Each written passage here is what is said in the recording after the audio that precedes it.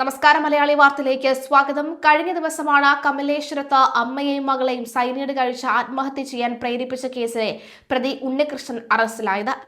ഉണ്ണികൃഷ്ണൻ അറസ്റ്റിലാകുമ്പോഴും അപ്പോഴും പ്രധാനമായും ചോദ്യചിഹ്നം എവിടെ നിന്നാണ് ഇവർക്ക് സൈനൈഡ് ലഭിച്ചത് എന്നുള്ളതാണ്.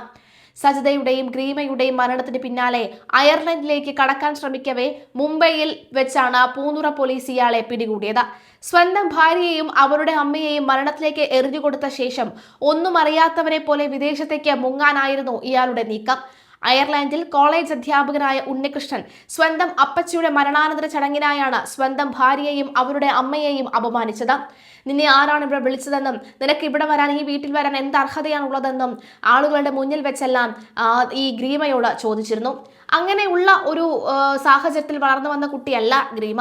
അച്ഛനും അമ്മയ്ക്കും നല്ല സർക്കാർ ഉദ്യോഗം, വളരെ നല്ല രീതിയിൽ പഠിച്ച് നല്ല രീതിയിൽ ജോലി ചെയ്ത മികച്ച രീതിയിൽ വിവാഹവും നടത്തിക്കൊടുത്തു. വിവാഹത്തിന് ശേഷമുള്ള ജീവിതം ഒട്ടും മുന്നോട്ട് കൊണ്ടുപോകാൻ കഴിയുന്നതായിരുന്നില്ല. അതുകൊണ്ട് തന്നെ എന്താണ് ഇവരുടെ തമ്മിലുള്ള പ്രശ്നമെന്ന് അറിയില്ല. ആ ആത്മഹത്യക്കുറിപ്പിൽ പറഞ്ഞതുപോലെ ഉപയോഗിച്ച ഷർട്ട് പോലെ അല്ലെങ്കിൽ ഉപയോഗിച്ച വസ്ത്രം പോലെ തന്റെ മകളെ അങ്ങ് കളഞ്ഞു എന്നാണ് പറയുന്നത്. 6 വർഷം മുമ്പായിരുന്നു മകളുടെ വിവാഹം നടന്നത്. 25 ദിവസം മാത്രമാണ് ഭർത്താവും ഭാര്യയും ഒരുമിച്ച് താമസിച്ചത്. അതിനുശേഷം പിന്നെ ഇന്നിങ്ങോളം എന്താണ് കാരണമെന്നോ എന്താണ് ഡിവോഴ്സിനുള്ള കാരണമെന്നോ അറിയാതെ ഈ പെൺകുട്ടിയെ ഇയാൾ അകറ്റി നിർത്തുകയായിരുന്നു.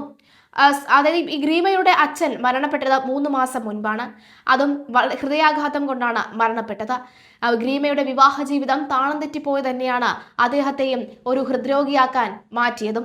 ലോകമറിയുന്ന സ്ത്രീരത്നമാണ് മരിച്ച അപ്പച്ചി. 6 വർഷം മുൻപ് വിവാഹം കഴിഞ്ഞ കേവലം 25 ദിവസം മാത്രം കൂടെ താമസിച്ചത് ഉപേക്ഷിച്ചു പോയ ഭാര്യ ഗ്രീമ ഈ ചടങ്ങിൽ വെച്ച് ഉണ്ണികൃഷ്ണനെ കണ്ടിരുന്നു. എന്നാൽ ആ വേദിയിൽ വെച്ചും ഗ്രീമയെ മാനസികമായി തളർത്തുന്ന രീതിയിലാണ് ഇയാൾ പെരുമാറിയത്. ബന്ധം തുടരാൻ താല്പര്യമില്ലെന്നും വിവാഹമോചനം വേണമെന്നും കർശനമായി പറഞ്ഞതോടെ ആ കുടുംബത്തിന്റെ അവസാന പ്രതീക്ഷയും തകർന്നു.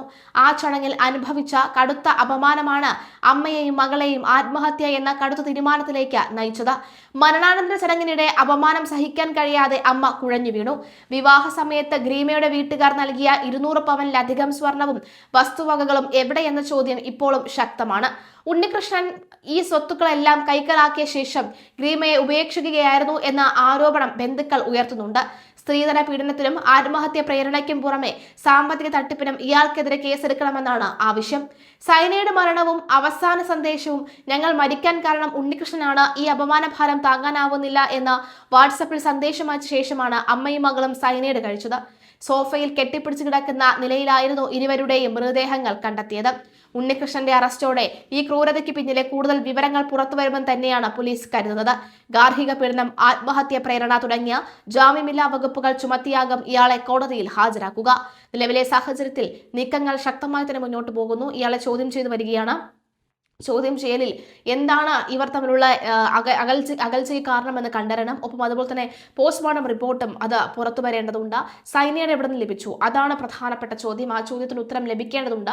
ഒരു ഫുൾ സ്റ്റോപ്പിന് മുൻപായിട്ട് പോലീസ് അങ്ങനെ നിൽക്കുകയാണ്. എന്തായാലും എല്ലാ തടസ്സങ്ങളും മാറ്റി ഇത് അറിയേണ്ട ഒരു കാരണം അത് പ്രധാനം തന്നെയാണ്.